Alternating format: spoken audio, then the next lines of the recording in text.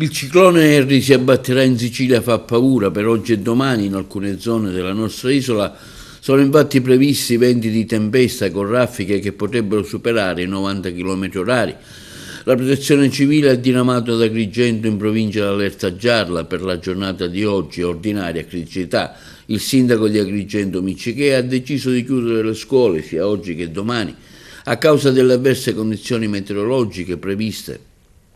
Ho disposto la chiusura di tutte le scuole nel territorio comunale di Agrigento.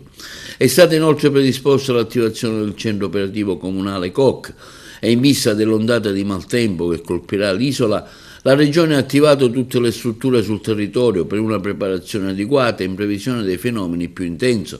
Un avviso di preallerta è stato già diramato qualche giorno fa dalla Protezione Civile regionale alle prefetture e a tutti gli enti coinvolti, invitando in particolare i sindaci, in qualità di autorità locali competenti, ad attuare le misure previste dai piani comunali. Il Dipartimento ha inoltre sospeso congedi e permessi per il personale e attivato l'organizzazione di volontariato per supportare tutte le verifiche necessarie ai presidi territoriali per l'attività di assistenza alla popolazione.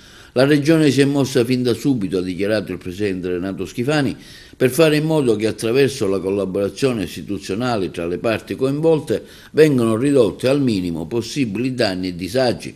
Seguiremo costantemente l'evolversi della situazione e il capo della Protezione Civile regionale, Salvatore Cocina, è in costante contatto con il Dipartimento Nazionale, le prefetture e i sindaci dell'isola. E la Protezione Civile del Libero Consorzio Comunale di Agrigento comunica che è in linea il link di collegamento alle stazioni meteo dell'ente in provincia, un'iniziativa che permetterà ai cittadini di poter accedere in tempo reale ad informazioni utili sulle condizioni del tempo, sui vari parametri, pioggia, umidità, direzione, intensità del vento, temperatura. Si tratta complessivamente di 7 stazioni attive nei comuni di Agrigento, Canicattì, Casteltermini, Santa Margherita del Belice, Sciacca, Licata e Bivona. Per l'accesso in tempo reale alle stazioni meteo si possono collegare tramite il link www.provinciadiagrigento.it.